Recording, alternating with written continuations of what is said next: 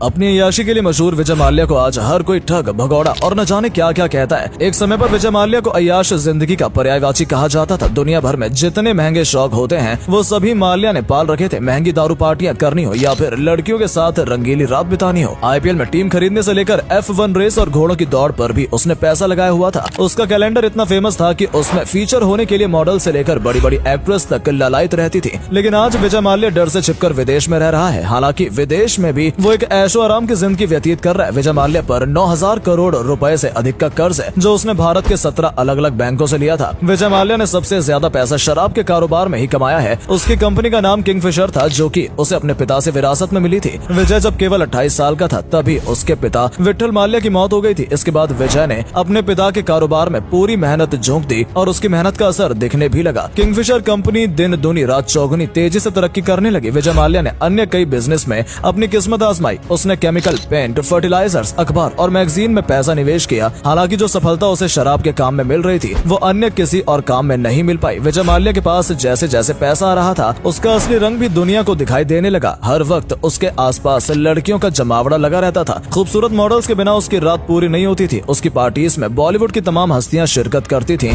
विदेश में भी विजय माल्या अपने नाम का परचम लहरा चुका था। सरकार से भी माल्या की अच्छी पटरी मेल खाती थी। साल 2002 में कांग्रेस पार्टी ने माल्या को सांसद बनाकर राज्यसभा भेजा। उसका नाम भारत के सबसे अमीर लोगों की सूची में हुआ करता था। किंगफिशर ब्रांड को उसने भारत तक ही सीमित नहीं रखा बल्कि विदेशों में भी उसकी बियर और शराब की खूब डिमांड रहने लगी। विजय माल्या हर वक्त कुछ नया करने की कोशिश करता था। साल 2005 में उसने अपने बेटे सिद्धार्थ माल्या के जन्मदिन पर नई एयरलाइंस कंपनी की शुरुआत की। इस कंपनी की शुरुआत के लिए माल्या ने एक भी रुपया अपनी जेब से खर्च नहीं किया था बल्कि सारा पैसा कर्ज का था। उस समय माल्या की जो शोहरत थी उसे देखते हुए कोई बैंक उसे लोन देने के लिए भी इनकार नहीं करता था। किंगफिशर एयरलाइंस ने शुरुआत के 2 साल दमदार कमाई की। माल्या ने अपने ग्राहकों को हवा में लग्जरी सुविधाएं देना शुरू कर दिया। 70 से अधिक फ्लाइट्स का संचालन वो कर रहा था। उसने कहा था कि वो 50 से अधिक एयरबेस बहुत जल्द खरीद लेगा। साल 2007 तक किंगफिशर एयरलाइंस ने अच्छी कमाई की और एयर डेक्कन कंपनी को भी खरीद लिया। लेकिन इसके बाद कंपनी का पतन शुरू हो जाता है। साल 2008 में वैश्विक आर्थिक मंदी के दौर में माल्या की हवाई कंपनी को भी नुकसान हुआ। साल 2009 में नुकसान का आकलन किया गया तो वो 5600 करोड़ था जिसमें बैंकों से लिया हुआ कर्ज भी शामिल था। धीरे धीरे कर्ज ब्याज के साथ बढ़कर 7000 करोड़ तक पहुंच गया। एयरलाइंस की हालत इतनी बुरी हो गई कि स्टाफ को कई महीनों तक सैलरी नहीं दी जाती रही थी। एक और कंपनी के स्टाफ मेंबर्स ने सैलरी के लिए सड़कों पर उतरना शुरू कर दिया। वहीं दूसरी ओर विजय माल्या अपनी आलीशान जिंदगी जीता रहा। आए दिन उसकी महंगी पार्टीज की फोटो समाचारों में देखने को मिल जाती थी जिन्हें देखने के बाद स्टाफ मेंबर्स का गुस्सा और भी ज्यादा फूट पड़ा। आलम यह हुआ कि साल 2011 में कंपनी का लाइसेंस रद्द कर दिया गया और कंपनी पर ताला लग गया। कंपनी ने कई बैंकों से उधार लिया हुआ था जो धीरे धीरे एनपीए यानी नॉन परफॉर्मिंग एसेट्स में कन्वर्ट होने लगा। IBDI बैंक से माल्या ने 861 करोड़ रुपए का लोन लिया लेकिन ये लोन उसने अपनी सेटिंग से लिया। असल में कंपनी को फेक दस्तावेज दिखाकर और अधिकारियों को 16 करोड़ रुपए की रिश्वत देकर उसने लोन प्राप्त कर लिया। उम्मीद थी कि माल्या ये पैसा अपनी गिरती कंपनी को दोबारा उठाने में लगाएंगे लेकिन उसने सारा पैसा यूरोप में